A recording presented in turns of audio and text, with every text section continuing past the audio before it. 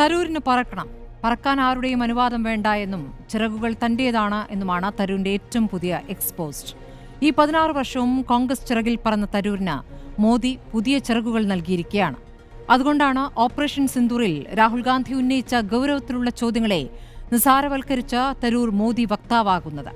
ഇന്ത്യക്കും പാകിസ്ഥാനുമിടയിൽ Donald Trump മാധ്യസ്ഥം വഹിച്ചോ എന്ന് ചോദിച്ചപ്പോഴും ഇന്ത്യയുടെ നഷ്ടത്തിന്റെ കണക്ക് ചോദിക്കുമ്പോഴും തരൂർ മോദിയെ രക്ഷിക്കാനെത്തുകയായിരുന്നു. ഓപ്പറേഷൻ സിന്ദൂർ വിശദീകരിക്കാൻ പാർട്ടി അവഗണിച്ച വിദേശ പര്യടനത്തിന് പോയപ്പോൾ രാജ്യം ആദ്യം എന്ന വാദമായിരുന്നു തരൂരിന്. പക്ഷെ അമേരിക്കയിൽ വൈസ് പ്രസിഡന്റിനെ കണ്ട് തൃപ്തിപ്പെടേണ്ടി വന്ന തരൂർ മടങ്ങി വന്നതിന് പിന്നാലെ കേട്ടത് പാക് സൈനിക മേധാവി അസീം മുനീറിന് ഡൊണാൾഡ് ട്രംപ് നൽകിയ ഉച്ചവിരുന്നിനെ കുറിച്ചാണ്.